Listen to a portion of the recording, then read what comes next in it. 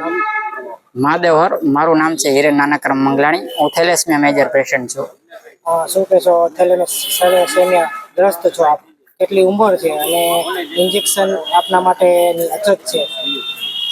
મારી ઉંમર 29 વર્ષ છે રનિંગ। છેલ્લા 4 વર્ષનો હતો ત્યારથી હું બ્લડ ને એ બધી કામ ચલાવું છું।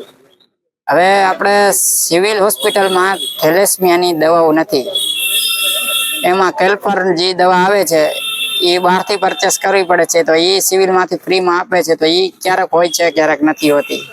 અને અમુક દવાઓ જે અવેલેબલ છે એ એવી છે કે જે છોકરાઓને માફક નથી આવતી। ને એક ઇન્જેક્શન આવે છે ડેસ્ફરાલ કરીને, એ મેડ ઇન જર્મન આવે છે, એ છેલ્લા 2.5 વર્ષથી છે નહીં, જેથી કરીને છોકરાઓને ભૂલકાઓને બહુ જ હેરાનગતિ ને બહુ તકલીફનો સામનો કરવો પડે છે। આ જે ઇન્જેક્શન છે કેટલા રૂપિયાનું અંદાજે આવતું હોય છે?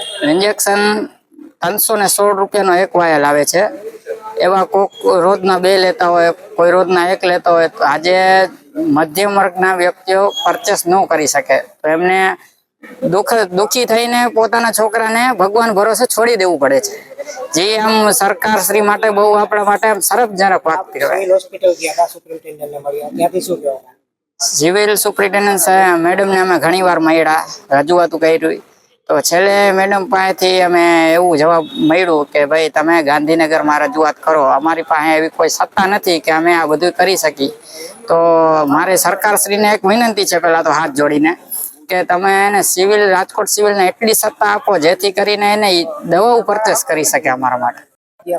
જી, મારું નામ છે કલ્પેશ ગમારા। આજરોજ સિવિલ થેલેસેમિયા સોસાયટી અને બરાબર ફાઉન્ડેશન કલેક્ટરશ્રીને રજૂઆત કરવા આવેલો છે કે આ બાળકોને જે હાલમાં જે દવા લેવી પડે છે થેલેસેમિયા મેજર બાળકોને, એ દવાઓ સિવિલમાં ઉપલબ્ધ હોતી નથી। અને સિવિલમાં જે બાળકોને ઇન્જેક્શન લેવાનો છે ફેરેટીન ઘટાડવાનો ડેસ્પરાલ, એ ઇન્જેક્શન છેલ્લા 3.5 વર્ષથી સિવિલમાં અવેલેબલ નથી।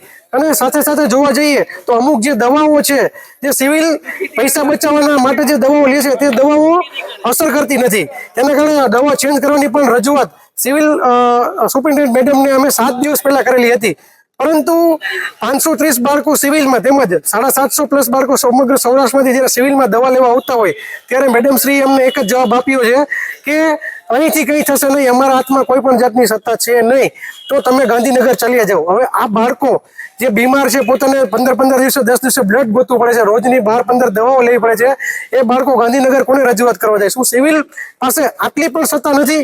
જેથી કરીને અમે લોકો આજરોજ કલેક્ટરશ્રીને રજૂઆત કરવા છે કે આ બાબતે તેમને બાળકોને યોગ્ય ન્યાય મળે અને તેમને જે જરૂરિયાત છે, તેમની જે દવાઓની જે અછત પડે છે તે તેમની પૂરી થાય એ બાબતે અમે કલેક્ટરશ્રીને રજૂઆત કરવા આવ્યા છીએ। એ દુઃખની વાત કહેવાય કે આવડી મોટી સિવિલ હોસ્પિટલમાં ઇન્જેક્શન નથી। જી, દુઃખની વાત છે કે 750 બાળકા જે જીવન મરણ વચ્ચે જે ઝોલા ખાઈ રહેતા હોય છે, જેનું જીવન જ દોડધામ ને દવાઓનું છે, તેના દવાઓ અવેલેબલ 3.5 વર્ષથી ડેસ્પરાલ જે ઇન્જેક્શન છે તે સિવિલમાં નથી, અને જે દવાઓ છે તે પણ અવેલેબલ હોતી નથી, તો ખૂબ જ દુઃખની વાત છે।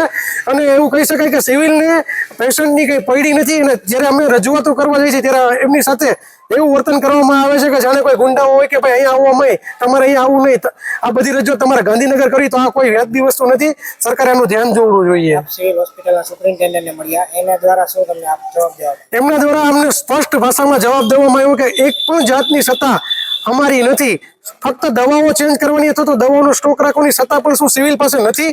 એમને એવું જ કહેવામાં આવ્યું કે તમે અહીં અમારી પાસે કોઈ રજૂઆત કરવા ન આવો, તમે અહીંયા શું કામ આવ્યા? તમારે રજૂઆત કરવી હોય તો ગાંધીનગર જાઓ, આવું અમને સ્પષ્ટ શબ્દોમાં કહેવામાં આવેલું હતું। ઇન્જેક્શન નથી એ બારામાં એને કાંઈ કીધું કે કાંઈ પણ? તેમને શુદ્ધ ચોખ્ખી એક જ વસ્તુ કીધી છે કે અહીં કંઈ આવું નહીં, તમારે કંઈ પણ રજૂઆત હોય તો ગાંધીનગર જાઓ, અમારા હાથમાં કોઈ સત્તા નથી। તો સરકારને એ જ અમારી રિક્વેસ્ટ છે કે તમે સિવિલને કોઈ પણ જાતની સત્તા નથી આપી, તો આપો। આ બાળકો હેરાન થઈ રહ્યા છે, એમને લોહી ગોતવાનું સાથે સાથે દવાઓ પણ નથી મળતી, એમનું જીવન, એમનું સ્વાસ્થ્ય બગડતું જઈ રહ્યું છે, એમના લીવર, એમના હાર્ટ ઉપર જે છે ફેરેટીન જમા થઈ રહ્યું છે, તો જલ્દીથી એમનો ન્યાય નહીં આવે તો બાળકોની તબિયત વધુ બગડવાની શક્યતાઓ રહેલી છે। ઇન્જેક્શન જે છે કેટલા દિવસ છે દેવામાં આવે છે? ઇન્જેક્શન જે છે ડેઇલી લેવાના હોય છે, જેમનું ફેરેટીન લેવલ વધારે હોય એમને ડેઇલીના 1 કે 2 ઇન્જેક્શન લેવાના હોય છે, તે 14 થી 15 કલાક હોય છે। ત્યાર ઉપરાંત રોજની 12 થી 15 દવાઓ લેવાની હોય છે, તો એમનું જે સ્વાસ્થ્ય છે એ સારું રહે, અને જો આ દવાઓ કે ઇન્જેક્શન ન મળે તો એના સ્વાસ્થ્ય અને એમના જીવન ઉપર જોખમ મંડળતું રહે છે। ફક્ત સિવિલમાં ઇન્જેક્શન નથી કે દવાઓ પણ નથી? ઇન્જેક્શન તો છેલ્લા પૂરા 3 વર્ષથી નથી, પણ દવાઓ પણ અવ્યવસ્થિત છે. માનો કે 2 મહિના હોય પછી પાછા 2 મહિના નથી હોય, એટલે કે દવાઓનો સ્ટોક પણ અવ્યવસ્થિત છે. સાથે જે દવા લે છે એવી લે છે કે જે દવાઓ બાળકોને માફક નથી આવતી, જે દવાઓ બાળકોને ઉલટી કરાવે છે. સેમ કંપનીની સેમ દવા બીજી કંપનીની લેવામાં જો બાળકોને દવા માફક આવે છે, તો આ લોકો દવાની કંપની પણ ચેન્જ નથી કરી શકતા.